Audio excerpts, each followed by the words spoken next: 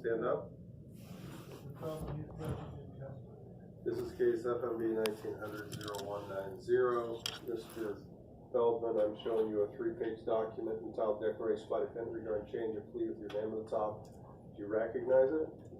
What's your true name and date of birth? Feldman, 24/1988. Did you sign the document? Yes. Did you place your initials in the boxes to the right of each paragraph after reading, understanding, and discussing each paragraph with your attorney? Yes. Before signing and initialing the form, did you carefully go over both printed and handwritten portions of the form with your attorney? Yes. You understand everything on the form? Yes. You understand your constitutional rights and other rights enumerated on the form and all penalties and punishments for the offenses to which you are pleading as set forth on the document. You understand by pleading guilty, you're giving up your rights to a speedy and public trial, to a preliminary hearing, to a speedy and public trial by jury, confrontation, in other words, having your attorney cross-examine witnesses testifying against you, your right to subpoena witnesses and evidence on your behalf, and your right to remain silent. Are you willing to waive those rights and plead guilty today? My understanding of your plea agreement is as follows. You are pleading guilty to count 1, which is alleged in the felony complaint on or about January 21st, 2011 through January 20th, 2017. Continuous sexual abuse under Penal Code Section 288.57A, a felony that carries up to 6, 12, or 16 years in state prison. You'll be given the low term of 6 years in state prison. Pronouncement of judgment will be held February 13th of 2020. Is that your understanding of your plea agreement? Has anyone made other promises of a lesser sentence, probation, reward, immunity, or anything else to get you to plead guilty? Has anyone used threats or violence against you to force you to plead guilty?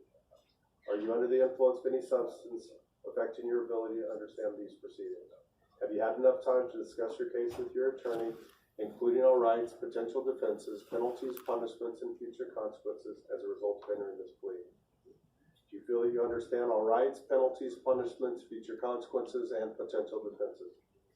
You understand if you're not a citizen of the United States, the consequences of conviction include deportation, exclusion from admission to the United States, or denial of naturalization. Do you have any questions? Counselor, have you had adequate time to discuss all issues with your client?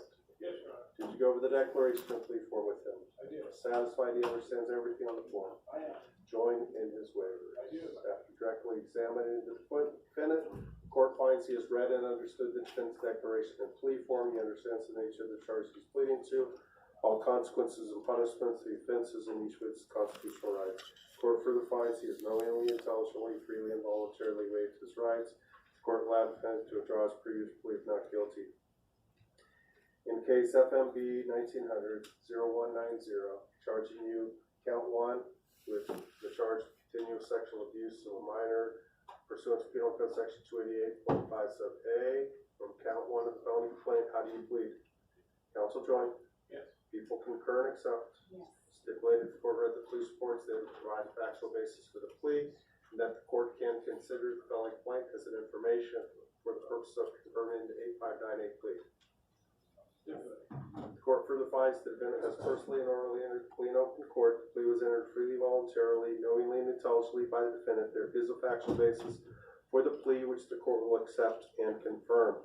You have the right to have your matter referred to probation for an investigation and a written report prior to pronouncement of judgment.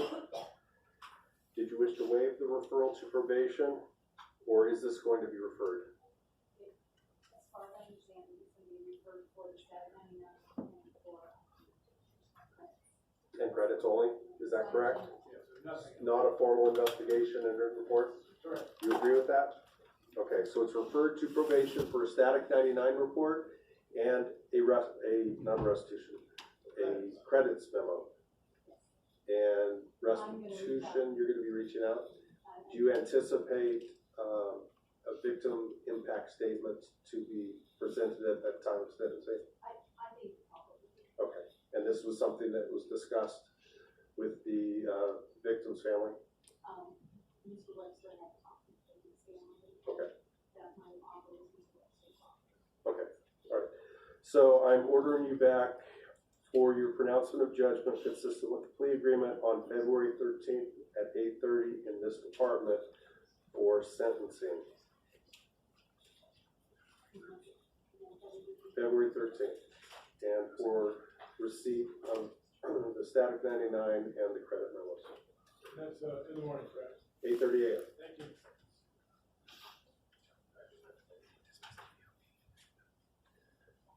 He has a violation of misdemeanor. You want that trail general time there? Yes, That's the order. Okay. February 13th. Yes. We are in recess. There's one case left. Mr. Mitchell. Under this, Mr. Kennedy, please. Listen in.